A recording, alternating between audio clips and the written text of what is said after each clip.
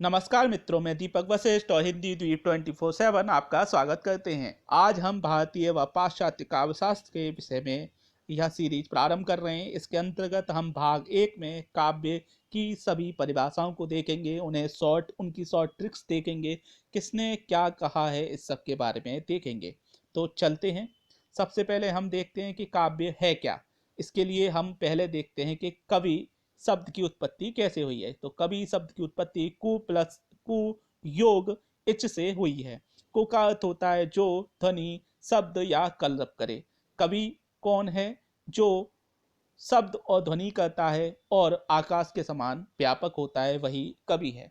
तो कवि के विषय में हमने देख लिया कि जो भी ध्वनि शब्द या कलरव करता है वह कवि है। और काव्य क्या है? कवि धन वयम, यानी कवि जो भी बोलता है कहता है वही सब काव्य है। जो ध्वनि करता है वह कवि है, और वो जो भी ध्वनि करता है वही सारी ध्वनियां काव्य हैं। तो ये हमने काव्य के विषय में पढ़ा। आगे देखते हैं काव्य है क्या, इसके विषय में प्रमुख जो ग्रंथ है उनमें क्या कहा गया है। ऋग्वेद में कहा गया है निर्वात व आवेग पूर्ण कथन को ही काव्य कहते हैं। संचय अग्नि पुराण में कहा गया है संचय पाद वाक्यम मिष्टात व छिन्ना पदावली काव्यम स्फुट अलंकार गुणावदोष। व्यास ने कहा है अपारे काव्य संसारे कविरेक प्रजापति यथास्मे रोषतम विश्वम तथेदम परिवर्तते। शब्द कल्पद्रुम में कहा गया है कवते सर्व जानाति सर्व वर्णयति कवे यथा कु शब्द अच ए। इसी से हम देखते हैं कि कवि शब्द की उत्पत्ति क्या और किस तरह से हुई है। अभिनव गुप्त ने कहा है कवि नियम काव्यम। मेदिनी कोश में कहा गया है कवि रिदम काव्यम भावो काव्यम। आगे हम देखते हैं काव्य की परिभाषाएं। प्रमुख व्यक्तित्व जो काव्य शास्त्र से संबंधित है उन्होंने क्या कही है। तो मृदुल सबसे प्रथम है भरतमुनि, नाट्यशास्त्र इन्होंने लिखा था। मृदु ललितम पठाद्य गुण शब्दाधीनम जनपद सुखभोग्यम युक्ति नृत्य योजितम बहुरस कृत मार्गम संधि संधान युक्तम सबवती शुभ काव्य नाटकम प्रेक्षक नाम। कुंतक ने कहा है शब्दातो सहितो वक्र कवि व्यापार शालिनी बंदे व्यवस्थिते काव्यम तदिद्राहल एहलाद कारणी। आनंदवर्धन और अभिनव गुप्त ने कहा है शब्दातो काव्यम। रुद्रट ने कहा है ननु शब्दातो काव्यम। दंडी कहते हैं इष्टार्थ प्रचिन्नम पदावली काव्यम। और भामा कहते हैं शब्दातो सहितम काव्यम। आगे है मम्मट कहते हैं तद 200 शब्दातो सगुणावलंकृति पुनः कवपि। चिंतामणि सगुण अलंकारन सहित दोष रहित जो होए सबद अर्थ बारो कवितु विविध कहत सब कोय। केशव कहते हैं जदपि सुजाति सुलक्षणी सुवरन सरस सुवृति भूषण विनना विराजही कविता बनिता मित्ते। ये सबसे प्रसिद्ध है, आप देखते हैं बहुत पूछा जाता है। विश्वनाथ और जगन्नाथ को भी पूछा जाता है। विश्वनाथ जी कहते हैं वाक्यम रसात्मकम काव्यम। रसात्मकम पर विशेष जोर दिया गया है। जगन्नाथ जी कहते हैं रमणीयार्थ प्रतिपादकम पादकः शब्द काव्यम। और ठाकुर कहते हैं पंडित और प्रवीणन की मति जोय हरे सो कविता कहावे। यहाँ पर हमने प्रमुख जो है जो काव्य शास्त्र संबंधित प्रमुख परिभाषा है विस्तृत रूप में दी गई है। ये जो हमने पीले रंग में कर रखी, हाईलाइट कर रखी है, इनके प्रमुख शब्द हैं जिन शब्दों को आप पढ़कर उस व्यक्तित्व से की जो परिभाषा है उसको याद कर सकते हैं। जैसे हम देखते हैं यहाँ पर शब्दातो काव्यम से हम रुद्रट को पहचान सकते हैं। प्रभावशाली रचना है, यह महावीर प्रसाद जी कह रहे हैं, इसे हम याद रख सकते हैं। अंतःकरण की वृत्तियों के चित्र ये याद रख सकते हैं। यहाँ मैंने विस्तार से दिया हुआ है, आप इनको आराम से देख सकते हैं। यहाँ देखिए वर्ड्सवर्थ कह रहे हैं कि प्रबल भावों का सहज उच्छ्वास है। पूरा पढ़ने की आवश्यकता नहीं है, जो हमने पीले रंग से हाईलाइट कर रखा है उसको आप पढ़ लें और आराम से इसको रोक कर देख सकते हैं। लिखना चाहें तो सारा लिख सकते हैं। आगे इनको हमने शॉर्ट रूप में दिया है। भरत मुनि का जैसे है मृदु ललितम पठाद्य, तो हम कैसे याद रखेंगे। तो भरत का है मृदु भरत। कुंतक कहा है वक्र कुंत। जहाँ वक्र कवि व्यापार सारणी इस विषय में बताया गया है तो वहाँ वक्र कुंत आएगा। शब्दातु सही शब्दातु आएगा, भामा आ जाएगा। ननु शब्दातु तो यहाँ पे ननु रुद्र आ जाएगा। दंडी का व्यच्छिन्न दंडी। तद 200 आ गया तो मम्मट है, तद 200 मम्मट। और अलंकार सहित आ जाए तो चिंतामणि है। और विश्वनाथ जी आ जाए तो इनकी दो ट्रेक हैं विश्वनाथ और जगन्नाथ जी की। रसात्मक विश्वनाथ या विश्वरस कह सकते हैं। विश्व रस भी याद कर सकते हैं, विश्व से विश्वनाथ, रस से रसात्मक, और रमणीक और जगन्नाथ याद कर सकते हैं, या जगत में रमण, जगत से जगन्नाथ और रमण से रमणीक, और केशव को याद कर सकते हैं यद्यपि सुजाति केशव। अब हमने यहाँ पर इन सबको शॉर्ट रूप में एक पेज पर रख दिया है, और इसके साथ ही पाश्चात्य परिभाषाएं भी दी हुई हैं।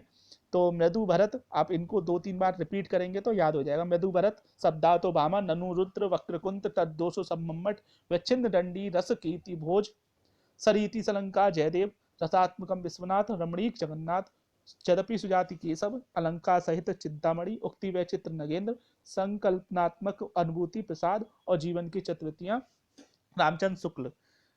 कुछ पाश्चात्य परिभाषाएं हैं। कॉलरिज की है सर्वोत्तम शब्द अपने सर्वोत्तम क्रम में कविता है, तो यहाँ क्रम शब्द है इसलिए कॉलरिज क्रम, क से ये जो है ट्रिक बनती है, कॉलरिज क्रम याद रखें। रिचर्ड्स की है कविता अनुभूति का एक वर्ग है, तो यहाँ वर्ग एक प्रमुख शब्द निकल के आता है, तो रिचर्ड का वर्ग ये याद रखें। और मैथ्यू की आलोचना याद रखें, कविता जीवन की आलोचना है, तो जहाँ आलोचना आ जाए मैथ्यू की आलोचना आप याद रखें, हमने मैथ्यू की आलोचना करनी है।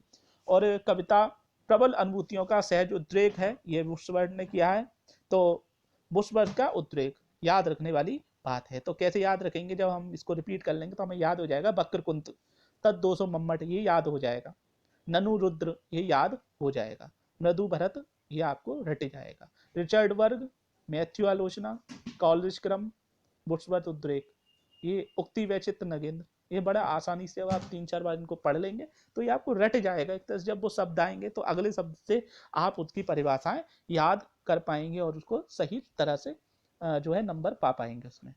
आगे हमने यहाँ पर कुछ प्रमुख जो हैं हिंदी से संबंधित उनकी जो काव्य परिभाषा है लेखकों की, वो हमने जो महानुभूतियाँ उनकी दी हुई हैं, इसमें हमने जो है हाईलाइट कर रखी है इसको भी। जो येलो जो हमने पीले रंग में दिया हुआ है इनको आप याद रखेंगे तो बड़े आसानी से याद हो जाएंगे। जैसे रामचंद्र शुक्ल जी की आत्मा की मुक्तावस्था, ये इनकी 4 अलग अलग परिभाषाएं, उनमें कौन कौन शब्द याद रखने, वो बस वो शब्द दिए हुए जो याद रखने। आत्मा की मुक्तावस्था, हृदय की मुक्तावस्था, ये रामचंद्र शुक्ल जी का याद आ जाएगा। जीवन और जगत की अभिव्यक्ति है, याद आ जाएगा। लोक सामान्य भावभूमि है। काव्य संबंधी परिभाषाएं इन शब्दों से पता चल जाए काव्य को इन्होंने क्या कहा है। जय प्रसाद जी कह रहे हैं आत्मा की मनन शक्ति की वह असाधारण अवस्था है और संकल्पनात्मक अनुभूति है। महादेवी जी कह रही हैं कवि विशेष की भावनाओं का चित्रण है, कभी बिना काटा चुबाए उसकी पीड़ा का अनुभूति करा देता है। कितना अच्छा परिभाषा है, ये याद रखने वाली बात है। कविता हमारे परिपूर्ण क्षणों की वाणी है, परिपूर्ण क्षणों की वाणी है, पंत ने कहा, ये याद रखना है। प्रेमचंद क्या कह रहे हैं, जीवन की आलोचना है। प्रभावोत्पादक अभिव्यक्ति है, गुलाब राय कह रहे हैं। नगेंद्र कह रहे हैं आत्मा अभिव्यक्ति है, रसात्मक शब्दार्थ काव्य है। और धूमिल कह रहे हैं कि भाषा में आदमी होने की तमीज है। अज्ञा कह रहे हैं सबसे पहले और अंत में शब्द है। भावोच्छ्वास कह रहे हैं नंदुलाल वाजपेयी जी। महादेव जी महावीर प्रसाद द्विवेदी कह रहे हैं अंतकरण की व्यक्तियों के चित्र हैं, प्रभावशाली रचना है। पद्यात्मक हो या गद्यात्मक हो सब काव्य है। असंभव को भी संभव कर दे काव्य है। ठीक है, ये सब काव्य की परिभाषा। अरस्तु कह रहे हैं आदर्श का प्रदर्शन ही कविता है। मैथ्यू अर्नोल्ड कह रहे हैं जीवन की सौंदर्यमयी और आनंदपूर्ण व्याख्या है। वर्ड्सवर्थ कह रहे हैं प्रबल भावों का सहज उच्छ्वास है। तो ये हमने देखा यहाँ पर प्रमुख परिभाषाएं, उनसे संबंधित कुछ जो शब्द हैं इनको हम याद रख लें तो हम बड़े आसानी से जो है नंबर पा सकते हैं। ये आते हैं। इसके अलावा हमने शॉर्ट ट्रिक्स भी देखी, पाश्चात्य की भी शॉर्ट ट्रिक्स देखी, इन चारों में से ही पूछे जाते हैं ज़्यादातर। ये हमने शॉर्ट ट्रिक्स परिभाषाओं के साथ और चित्र के साथ इसलिए दें कि आप याद रख सकें आसानी से। वैसे आपको यहाँ पर भी इस जगह पर जब हम देखते हैं पिछले पेज पर तो आपको मिल जाता है। आगे हम यहाँ पर हमने विस्तार से परिभाषाएं भी दी हुई हैं और साथ ही साथ अलग अलग जो काव्य शास्त्र से संबंधित विभूतियाँ हैं उनकी परिभाषाएं भी जो संस्कृत से साहित्य से संबंधित है वो भी आपके सामने प्रस्तुत की हैं। काव्य क्या है ये विभिन्न ग्रंथों में ये हमने आपके सामने प्रस्तुत किया। कवि क्या है और काव्य क्या है ये हमने आज आपके सामने प्रस्तुत किया। तो यह हमारा काव्य शास्त्र से संबंधित पहला भाग था। आगे 5 से 6 वीडियो में जो प्रश्न परीक्षाओं पूछी जाती है वे सभी इन भागों में कवर कर लिए जाएंगे। तो ये पहला भाग था, इसके अंतर्गत हमने काव्य की परिभाषाएं देखी। तो यह प्रयास आपको कैसा लगा, लाइक कीजिए, शेयर कीजिए, फॉलो कीजिए और मैसेज कर कर अवश्य बताएं कि कोई अगर कमी है तो वो हम कैसे सुधारें और कोई बात अच्छी लगती है तो हमें प्रोत्साहन मिलेगा। तो इसके साथ हमें दीजिए विदा। हिंदी द्वीप 24/7 और दीपक कुमार वशिष्ठ आपका बहुत बहुत धन्यवाद करता है। फिर मिलते हैं। आपका दिन शुभ हो और सफलता आपके कदम चूमे।